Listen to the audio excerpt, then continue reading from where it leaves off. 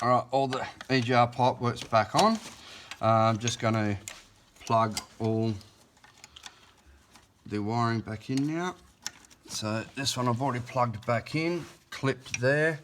I'll get a cable tie on there just so it's nice and tidy. Injector's plugged in.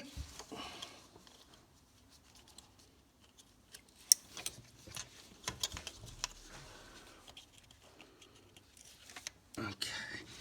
Now, okay, so we've got that there. We haven't missed anything there.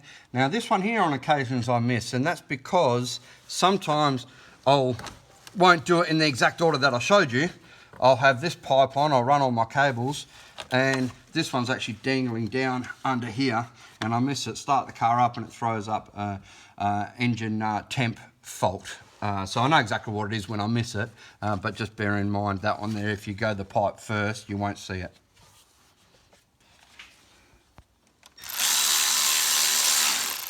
This hose clamp definitely pays to have spares. This has got to be really nice and tight, otherwise you'll get a boost leak. And if you look at episode 1, you might notice that there was a bit of oily, greasy residue around here, and that's from boost just seeping out just a little and taking some oil vapors with it and dirtying up all around here. So you want to tighten this up pretty tight, but there's not much between pretty tight and over tight, so I always have spare clamps, better quality than these ones, but you know, we're lucky this time, that's all nice and tight.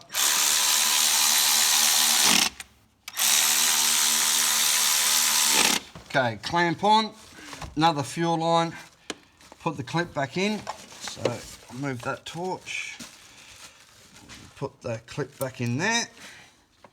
Okay, and now we're on to the fuel filter and the housing to go back on.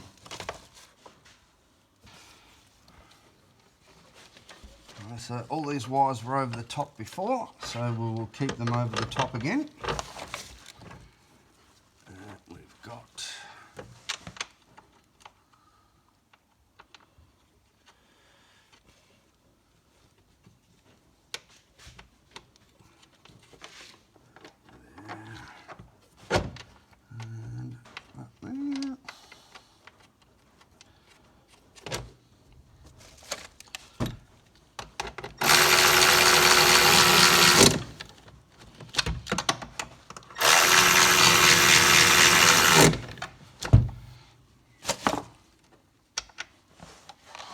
okay, fuel lines, one there, pliers,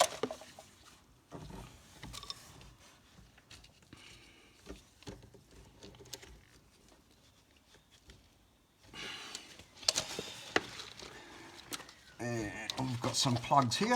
I've got to locate them and tangle it up a bit here. So plug there.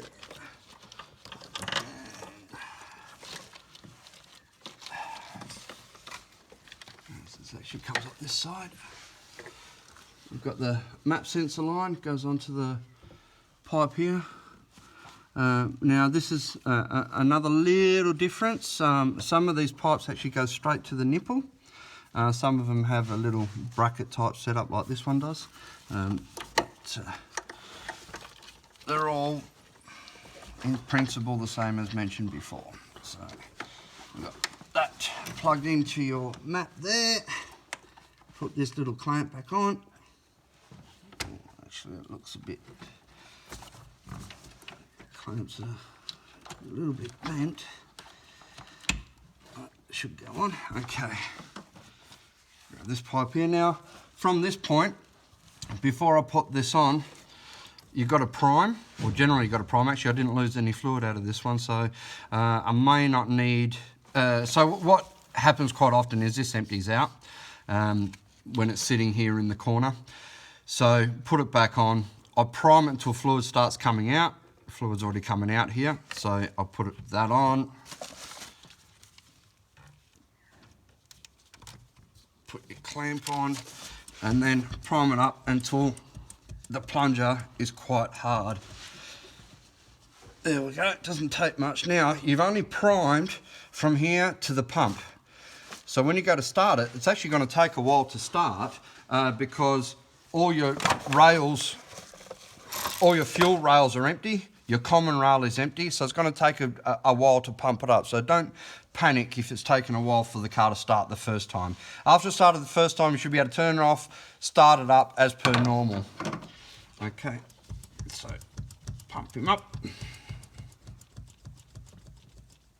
Alright, that's pretty hard there now. Okay, sometimes even have to turn it over, it won't start.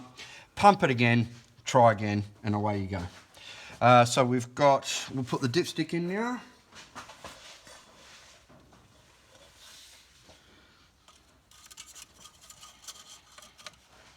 Okay, and the bracket here.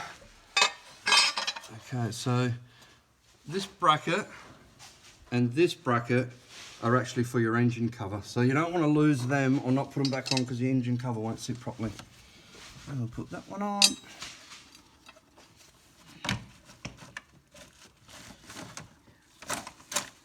Where's my 12mm socket going? There it is.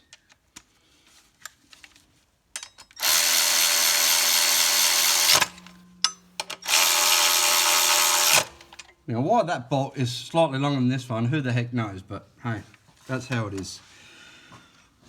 So this isn't relevant to the manifold clean, but anything that's foreign to the vehicle accessories, I always take just that little bit of extra care. Now what I did here, before pulling this dual battery off, is I actually cable tied, none of these were cable tied, but previously, I actually cable tied the wires together so I could be sure of which wire goes where. And the reason for that is, black's negative, red's positive, right? Generally, but not always. We've got a red wire running to the negative here. We've got a black wire running to the positive here. So you just, anything that's out of the norm, just take that little bit of extra care and attention before you start pulling stuff off. Okay, so batteries are back in. A little word of advice for the professionals that are going to be charging for this job. If you see one of these batteries in the car, charge more. They've got to be about 200 kilos, nearly busting my back. Gonna have to take 3 days off work now. They are heavy, man. So yeah, everything's back in. We've double checked everything. I gave it just a quick clean around this area, get rid of the diesel and what have you. And then we will start it up.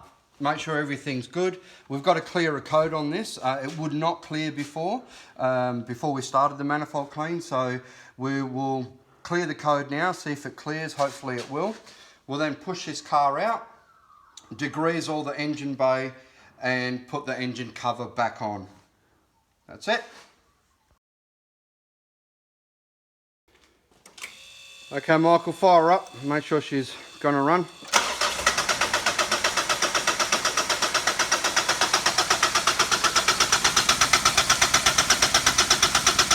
Hold it. I'll just pump her up again. It does take a while after a manifold clean, so there's nothing to be concerned about. Okay, go again.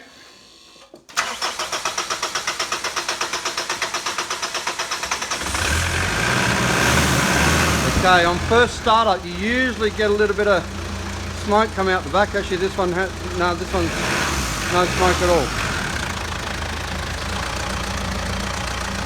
Alright, so we're all good to go. I'll clear the code now and make sure that everything's good. Turn her off.